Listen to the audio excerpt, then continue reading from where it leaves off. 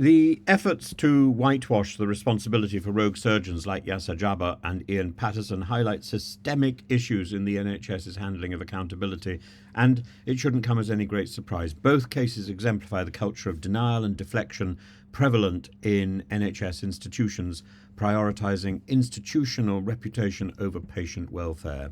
It is almost predictable. At Great Ormond Street Hospital, the independent reviews into Mr. Jabber's patients are criticised as inadequate and dismissive and are a whitewash.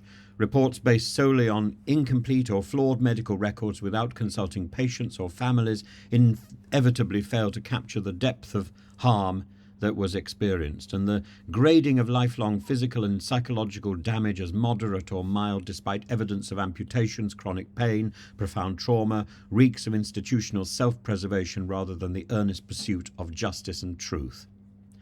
Parallels with Ian Patterson's case are chilling. The NHS management's reluctance to confront Patterson, despite clear warnings from colleagues, stemmed from his productivity and support from higher ups. This mirrors the hesitation at GOSH, where Mr. Jabber's sabbatical was cloaked in ambiguity, delaying patient care and worsening outcomes. The underlying message is consistent. The NHS system protects its own, particularly its management, even at the expense of patient safety. The failure to engage with families in both cases underscores a lack of empathy and transparency. We see the same thing when whistleblowers are pursued to the point of insanity by the whole panoply of justice and politics and the NHS management.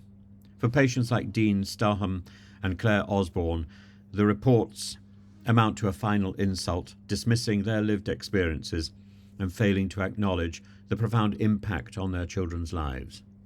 Such actions perpetuate a culture of mistrust, leaving families disillusioned and alienated from the NHS. The NHS should be our health service, but it isn't. It's a health service managed by plodders and plonkers who are more interested in what they pocket than what they can produce and help. Institutional apologies, though frequent, are hollow without the change in the system. While NHS spokespeople express regret, their actions suggest a commitment to damage control over meaningful reform. The recurring pattern of inadequate oversight, a lack of whistleblower protection, an ingrained culture of silence demands the overhaul of the system. I've said on many an occasion when I've talked about the NHS how I got paperwork from my GP to replace paperwork which I thought had been lost. And the paperwork which I got from the GP was full of inconsistencies and changed accounts, changed details. If it wasn't so personal, it would be laughable. Until the NHS prioritises patient safety and accountability, prioritises truth over face-saving, prioritises care over bureaucracy and public image, cases like Jabber's and Patterson's will remain grim reminders of a health service failing those it exists to serve.